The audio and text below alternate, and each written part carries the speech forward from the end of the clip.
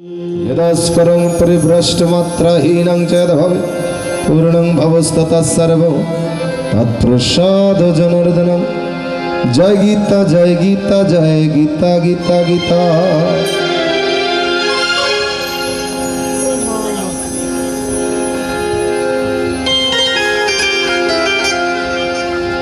हला हलाई दिन बोए जाए,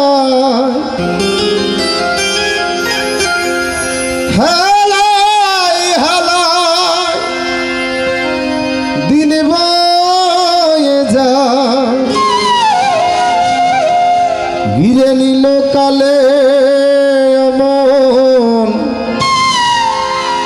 घिरे नील काले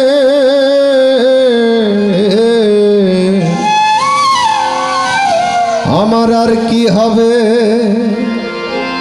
মানব জন বসব সাধুর মেলে, আমি বসব সাধুর মেলে।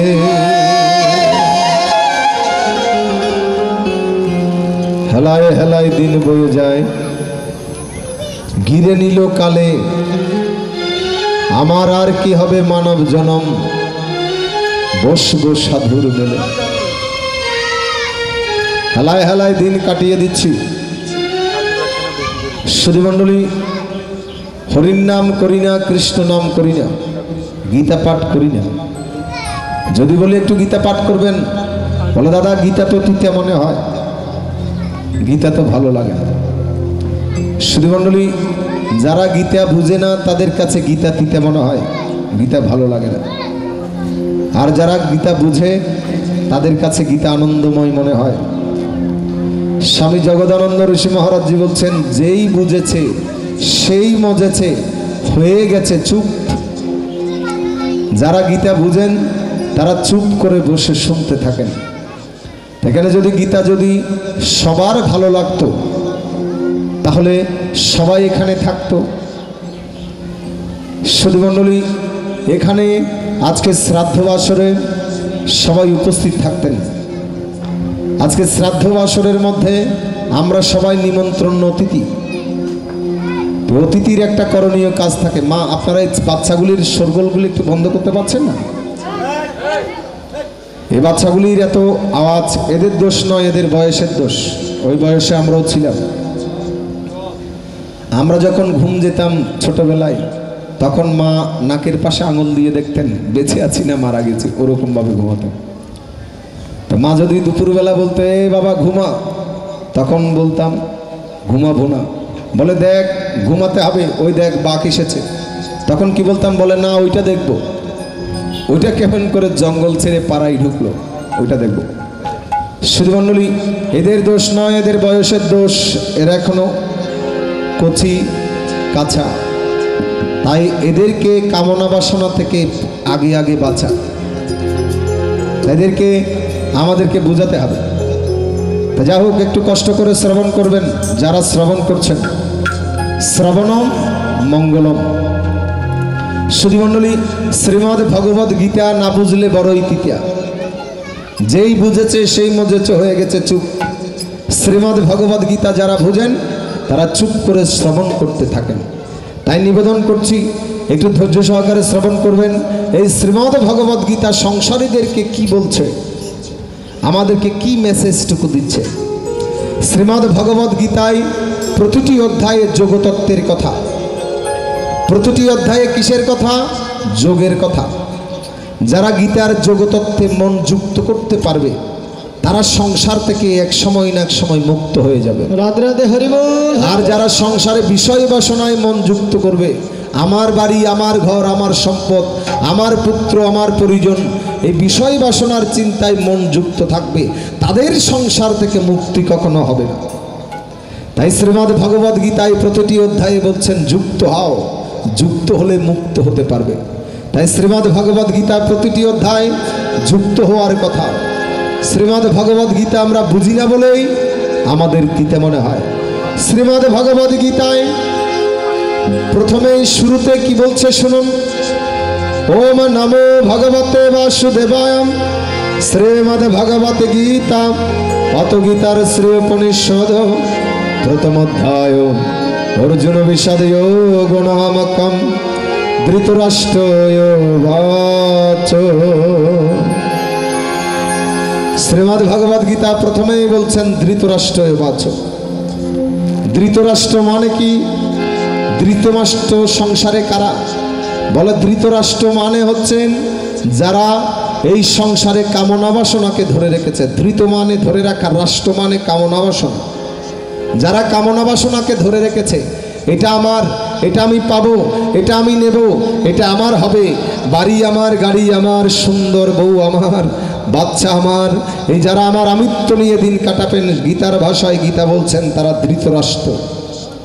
শ্রীমণ্ডলী ধৃতরাষ্ট্র নয়, গীতার মধ্যে আরেকজন ব্যক্তির কথা উল্লেখ আছে। গীতার মধ্যে ওই প্রথম অধ্যায়ে বলছেন সঞ্জয় বাচ, তোমরা ধৃতরাষ্ট্র নাও, তোমরা সঞ্জয় হও। জড়জাগতিক সম্পদের দিকে তোমাদের মনকে লাগিয়ে রেখো না। জগৎ সংসারের মধ্যে বিষয় বাসনায় মন যুক্ত করে রেখো না। তোমরা একটু পারমার্থিক ধনে ধনবান হও। ওই পারমার্থিক ধনে কেমন করে ধনবান হবে? যদি তোমরা এই সংসারে সঞ্জয় হতে পারো। বলে সঞ্জয় কেমন করে হওয়া যায়? যাদের মন সংসারে, এই সংসারের মধ্যে গীতার প্রেমে জাগ্রত, গীতার প্রেমে যারা এই সংসারের মধ্যে আলোকিত, গীতার জ্ঞানে যারা জ্ঞানবান, সংসারে গীতার ভাষায় বলছেন, গীতা বলছে সঞ্জয় হচ্ছেন তারা। গীতার মধ্যে আরেকজন ব্যক্তির কথা বলছেন অর্জুনয় বাচ। অর্জুন মানে কি? যারা অর্জন করতে পারে। কি অর্জন? টাকা পয়সা। একটা গাড়ি থাকলে আর একটা গাড়ির মালিক হওয়া, 10 লক্ষ টাকা থাকলে আরো 10 লক্ষ টাকার মালিক হওয়া, একটি জায়গা থাকলে পাশের জায়গাটির মালিক হওয়া না, না। প্রকৃত অর্জন কি? যারা অর্জন করতে জানে। কি অর্জন? বলে যারা ভগবানের কাছ থেকে ভগবত ভক্তি অর্জন করতে জানে, তারাই হচ্ছে অর্জুন। তাই সংসারে আমরা ধৃতরাষ্ট্র হওয়ার নয়, আমরা সঞ্জয় এবং অর্জুন হওয়ার চেষ্টা করতে হবে। শ্রীমণ্ডলী অনেক কথা বলার ছিল, কিন্তু ভক্ত সমাগম কম, তাই একটু ধৈর্য সহকারে আমরা সংক্ষিপ্তভাবে আপনাদের সামনে উপস্থাপন করছি। একটু লক্ষ্য করবেন, আজকে গুরুর ভূমিকায় ভগবান শ্রীকৃষ্ণ আর শিষ্যের ভূমিকায় হচ্ছে অর্জুন। গুরু শিষ্যের কথোপকথন। শ্রীমণ্ডলী ভগবান শ্রীকৃষ্ণ কপিধ্বজ রথের মধ্যে অর্জুনকে নিয়ে যখন কুরুক্ষেত্র রণাঙ্গনে যাত্রা করলেন, তখন পিছন থেকে অর্জুন ভগবানকে বাধা প্রদান করলেন, জগৎগুরুকে বাধা প্রদান করলেন। সারথি ও সারথি, কমাও তোমার রথের গতি, কমাও তোমার রথের গতি। সারথি সারথি, তুমি একটু থামাও, তোমার রথের গতি থামাও। আমি প্রথমে দেখে নিতে চাই কাদের বিরুদ্ধে আমাকে যুদ্ধ করতে হবে। জগৎগুরুর কাছে অর্জুন জিজ্ঞেস করলেন, হে সারথি, তুমি আমাকে নিয়ে যাচ্ছ, আমি কিছুই দেখতে পাচ্ছি না, আমি প্রথমে দেখতে দাও আমাকে কাদের সাথে, কাদের বিরুদ্ধে আমাকে যুদ্ধ করতে হবে। ভগবান শ্রীকৃষ্ণ কি করলেন? অন্তর্যামী নারায়ণ বুঝে সে ভক্তের মন। এক পাশে পাণ্ডব পক্ষ, এক পাশে কুরুপক্ষ, উভয় দলের সেনার মাঝখানে ভগবান রথকে স্থাপন করলেন। এবার অর্জুনকে বলছেন, অর্জুন দেখো কাদের বিরুদ্ধে তোমাকে যুদ্ধ করতে হবে। তখন দেখতে পাচ্ছেন সেখানে উপনীত হয়েছে পিতামহ ভীষ্ম, গুরু দ্রোণাচার্য, মাথুলা শ্বশুরা পুত্রা শল্য সম্বন্ধী নস্ততা এতং হন্তিষ্টামি ভগ্নিয়পি মধুসূদন। দেখতে পাচ্ছেন সবাই আত্মীয় স্বজন, বন্ধু বান্ধব, পাড়া প্রতিবেশী, রক্তের সম্পর্ক যাদের সাথে আছে তারা যুদ্ধক্ষেত্রে দাঁড়িয়েছে, তাদেরকে দেখে অর্জুন থর থর করে কাঁপতে লাগলেন। কাঁপতে কাঁপতে নিজের শরীর থেকে সেই মহান গান্ডীব ধনু খসে পড়েছে। এবার বাসুদেবের চরণে কাঁপতে কাঁপতে বলতে লাগলেন, হে বাসুদেব, আমি রাজ্য চাই না, বিজয় চাই না, ধন সম্পদ চাই না, দরকার হলে আমি ভিক্ষান্ন গ্রহণ করব, আমাকে তুমি পাপ কাজ করতে বাধ্য করো না। জয় জয় রাম কৃষ্ণ আনন্দ হরি বল, হরি বল। না না না বাসুদেব, আমার দ্বারা তো বড় যুদ্ধ করা সম্ভব। অর্জুন প্রথমে আপত্তি জানালেন, আমি যদি যুদ্ধ করি এখানে কুলক্ষয় হবে, আমার কুলপুরুষগণ তারাও কালে মারা যাবে। এখানে অনেকে আছেন, বিশেষ করে উপস্থিত আছেন আমার পিতামহ বিশ্ব গুরু দ্রোণাচার্য, মাথুল শ্বশুর পুত্র শৈল্য সম্বন্ধীনস্ততা, সবাই তো আত্মীয় স্বজন, কাকে ছেড়ে কাকে বধ করি। বাসুদেব, আমার মনে হয় আমি পাপ কাজে নিযুক্ত হচ্ছি, আমাকে তুমি অত বড় পাপ কাজ করতে বাধ্য করো না, আমি দরকার হলে ভিক্ষি করে করে চলবো, আমাকে তুমি পাপ কাজ করতে এই সংসারে তুমি বাধ্য করো না। শ্রীমণ্ডলী, অর্জুন বলছেন আমি যুদ্ধ করতে পারবো না, এখানে যারা কুলপুরুষ আছেন তারা যদি মারা যায় তাদের সহধর্মিনীগণ অকালে স্বামীহারা হয়ে যাবে, তারা স্বামীহারা হয়ে গেলে লুপ্তপিণ্ড উদক ক্রিয়া, ওই মৃত ব্যক্তির উদ্দেশ্যে ক্রিয়া কর্মাদি পিণ্ডদান লুপ্ত হয়ে যাবে। আর যারা মারা যাবে তাদের উদ্দেশ্যে ক্রিয়াকর্ম না হলে তারা সবাই নরকে যাবে। নরকে নিয়তিং ভাস ভবদৃশ্য নশ্রম অহৎবৎ মহৎ পাপম কর্তব্যবশিকাব। আমি বংশের সন্তান হয়ে তাদেরকে কি করে নরকের দিকে ঠেলে দিতে পারি। প্রথম অধ্যায়ে অর্জুন বলছেন আমি যুদ্ধ করতে পারবো না। অশ্রুসিক্ত নয়নে অর্জুনকে আমরা প্রথম অধ্যায়ে দেখতে পাচ্ছি। প্রথম অধ্যায়ে ভগবান কোনো কথা বলেনি, দ্বিতীয় অধ্যায়ে এসে ভগবান এবার মুখ খুললেন, এতক্ষণ ধরে কোনো কথা বলেন। বলো বিষয়টা কেমন? আমাদের শরীরে যখন অসুখ হয় আমরা কোথায় যাই বাবা? ডাক্তারের কাছে যাই। ডাক্তার দেখে সমস্ত কিছু দেখে আমাকে প্রেসক্রাইব করেন, ওষুধ লিখে দেন। সুধীমণ্ডলী, সেভাবে আমরা ওষুধ আস্বাদন করলে আমাদের রোগ ভালো হয়ে যায়। ঠিক তেমনি এই সংসারে ভগবান হচ্ছে ভবরোগের ডাক্তার। সুধীমণ্ডলী, আজকে ডাক্তারের ভূমিকায় ভগবান শ্রীকৃষ্ণ আর রোগীর ভূমিকায় হচ্ছেন অর্জুন, যিনি আমাদের অভিভাবক। আমরা সবাই সংসারের মধ্যে ভবরোগগ্রস্ত, কামনা বাসনায় আক্রান্ত, আমাদের ভবরোগ হয়েছে। তাই অর্জুনকে উপলক্ষ করে সমগ্র মানব জাতিকে ভগবান কি করলেন? প্রেসক্রাইব করলেন। শ্রীমণ্ডলী, ভগবান কি করলেন? প্রেসক্রাইব করলেন। গীতার আরেক নাম হচ্ছে ভবরোগ দেশিনী, যিনি আমাদের ভবরোগ নিবারণ করেন। গীতা পাঠ করলে আমাদের কি হয়? ভবরোগ নিবারণ হয়। তাই গীতার দ্বিতীয় অধ্যায়ে এসে ভগবান অর্জুনকে বলছেন, ক্লব্য মমহ গমহ পার্থ নত্যত্তৈ উপবদ্ধতে শূদ্রং হৃদয়ং দুর্বল্যং তত্রতিষ্ঠ পরমং তপ। অর্জুন, তোমার হৃদয় দুর্বল হয়ে গিয়েছে। বীরের ধর্ম দীনতা নয়, দুর্বলতা নয়, কাপুরুষতা নয়। তুমি দাঁড়াও, যুদ্ধের জন্য প্রস্তুত হও। অর্জুন, এটা তোমার কর্তব্য কর্ম। কর্তব্য কর্মে কম্পিত কলেবর হলে চলবে না। এই সংসারে যাদের কর্তব্য আছে সে কর্তব্য থেকে লুকিয়ে থাকা বীরের কাজ নয়, কর্তব্য থেকে পালিয়ে যাওয়া বীরের কাজ নয়। তুমি তো বীর, দাঁড়াও, যুদ্ধের জন্য প্রস্তুত হও। তোমার কর্তব্য কর্ম তুমি করো, সম্পাদন করো। বাবা, এই সংসারে কর্তব্য কর্ম আমরা জানি কিন্তু মানি না। কি কর্তব্য? মা বাবার কর্তব্য কি?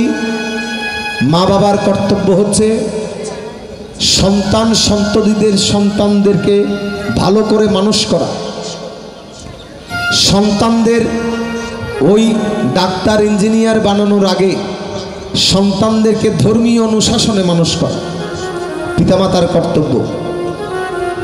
শ্রীমণ্ডলী, ওই সন্তান যদি ভালো করে ধর্মীয় অনুশাসনে মানুষ না হয়, সেই সন্তানকে আপনি যত বড় ডাক্তার ইঞ্জিনিয়ার ব্যারিস্টার উকিল করুন না কেন, সেই সন্তান বড় হয়ে আপনাকে কখনো ভালোবাসবে না। বাসবে কি বাবা? ভালোবাসবে না। একজন ইঞ্জিনিয়ার যদি ওই মা বাবা মারা যাওয়ার সময় যদি এক শ্লোক গীতা শোনাতে না পারে, সেই ইঞ্জিনিয়ারের মা বাবার কোনোদিন মুক্তি হবে বাবা? মুক্তি হবে। একজন ডাক্তার, হিন্দু ডাক্তার যদি এক শ্লোক গীতা পাঠ করতে না পারে, তাহলে বাবা এই সংসারে তিনি কি গোবিন্দ কৃপা লাভ করতে পারবে? জড়জাগতিক সম্পদ লাভ করবে। শ্রীমণ্ডলী, তাই সন্তানদেরকে মানুষ করা পিতামাতার কর্তব্য। তাই কি কর্তব্য বলে? ধর্মীয় অনুশাসনে মানুষ করা হচ্ছে পিতামাতার কর্তব্য। কিন্তু কয়জন পিতামাতা আমরা ধর্মীয় অনুশাসনে মানুষ করি না। আমাদের সন্তানকে আমরা ডাক্তার বানাই, ইঞ্জিনিয়ার বানাই, উকিল বানাই, দেশের নামি দামি মানুষ করি। ওই সন্তান বড় হয়ে পিতামাতাকে আর দেখে না, চট্টগ্রাম শহরে চলে যায়, বাড়িতে আর আসে না।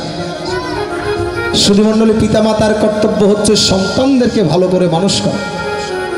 আর সন্তান বড় হয়ে সেই সন্তানের কাজ কি? শ্রীমণ্ডলী, ওই পিতামাতাকে দেবদেবী জ্ঞানে পুজো করা।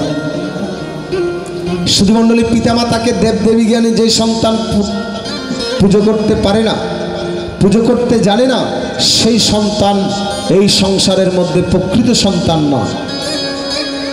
বাবা, সংসারের মধ্যে 4 প্রকার সন্তান আছে। কয় প্রকার? 4 প্রকার সন্তান। এদের ব্যাখ্যা করব না বাদ দিয়ে দেব? শ্রবণ করবেন তো? করবেন। একটু যারা শুনছেন লক্ষ্য করবেন, আপনার ঘরে যে সন্তানকে মানুষ করছেন সে কোন সন্তান চিনতে পারবেন? একটু ছোট। শ্রীমণ্ডলী, আপনার সন্তানকে যে মানুষ করছেন, ওই সন্তানকে কি করে মানুষ করছেন সেটা একটু চিন্তা করবে, দেখবেন। সংসারে 4 প্রকার সন্তান আছে। কয় প্রকার? 4 প্রকার। প্রথম একজন সন্তান হয় সংসারে, যার নাম সাময়িক বন্ধু সন্তান। আরেক প্রকার সন্তান আছে সংসারের মধ্যে শত্রু সন্তান। আরেক প্রকার সন্তান আছে ঋণী সন্তান। আরেক প্রকার সন্তান আছে যার নাম ভক্ত সুসন্তান। সংসারে এক প্রকার সন্তান, প্রথম সন্তান, যার নাম সাময়িক বন্ধু সন্তান।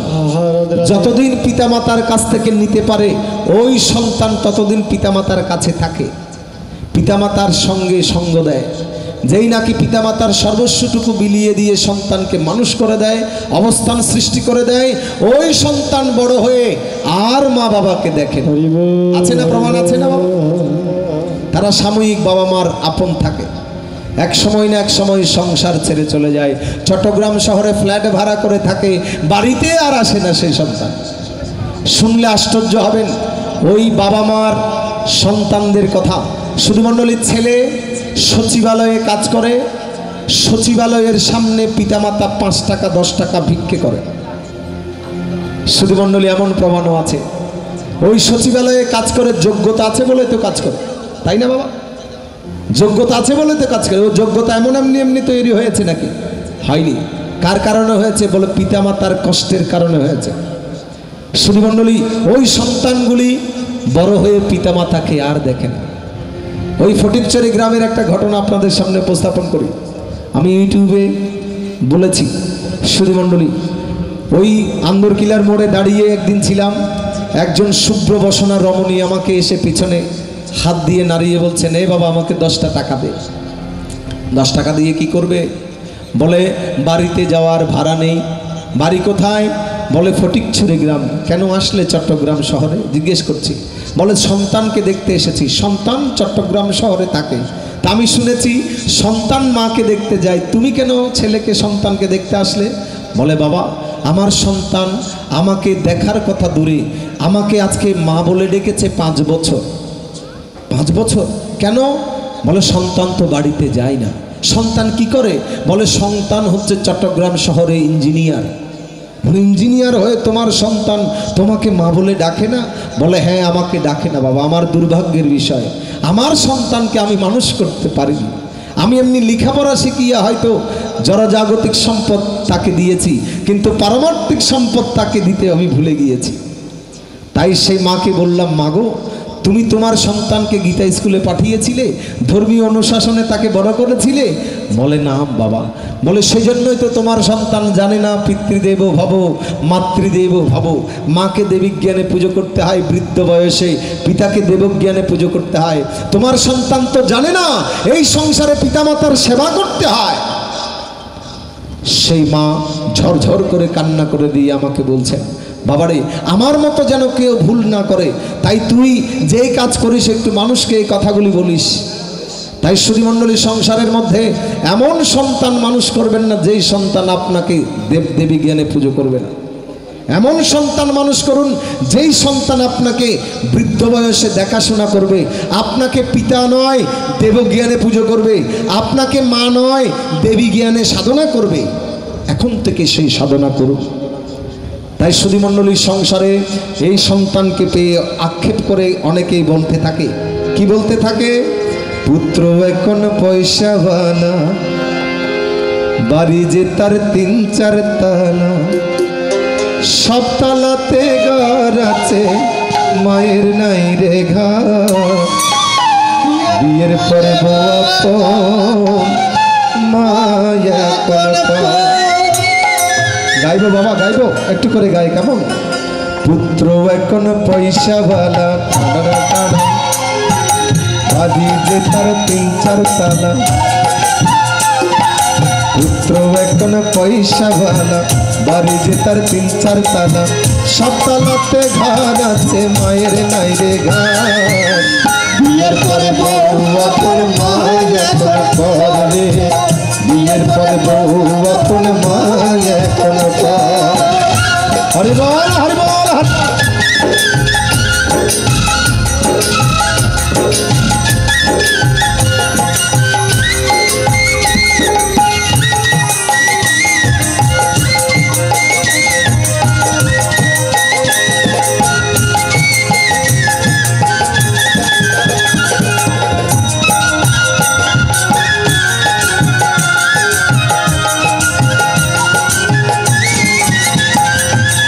মাথাতে রাখেনি পুত্র কুকুর যারে খাবে, মাটিতে রাখেনি পুত্র পিঁপড়া নিয়ে যাবে।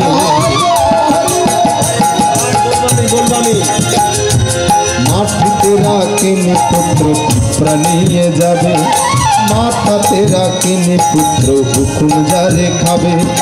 অসুখ বিসুখ হলে পরে দুহাত তুলে চিন্তা করে, ওরে বিধি আমায় নিয়ে বাঁচাও তুমি তারে। ওরে বাড়িতে ঝি ঠাকুরের কতই না আদো, বিয়ের পরে বউ আপন মায় এখন করবে, বিয়ের পরে বউ আপন মায় এখন রাধে রাধে।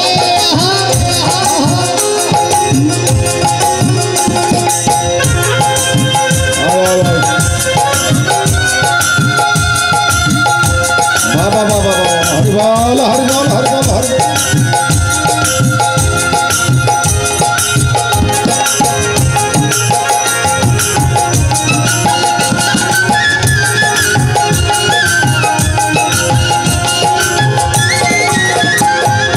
বাবা বলে, কি বলে? আসতে মানা, যেতে মানা, বসতেও তার মানা, এই না যুগের চলন বলন কিছু নেই তার জানা। ও ভাই, আসতে মানা, যেতে মানা, বসতেও তার মানা, এই না যুগের চলন বলন কিছু নেই তার জানা। প্রভু বলে বাহু তোলে, দুহাত তুলে চিন্তা করে, বলে বিধি আমায় নিয়ে বাঁচাও তুমি তারে। এ বাড়িটা মায়ের কাছে অন্ধকার কাবো, অত বাবা বাবার তবু নেই যে কদর, অত বাবা বাবার তবু নেই যে কদর। আহা, পুত্র বাপন পয়সাওয়ালা, বাড়ি যে তার তিন চার তালা, সব তালাতে ঘর আছে, মায়ের নাই রে ঘর। বিয়ে করে বউ আপন মায়ের এখন ঘর, বিয়ে করে বউ আপন মায়ের এখন ঘর, বিয়ে করে বউ আপন মায়ের এখন ঘর।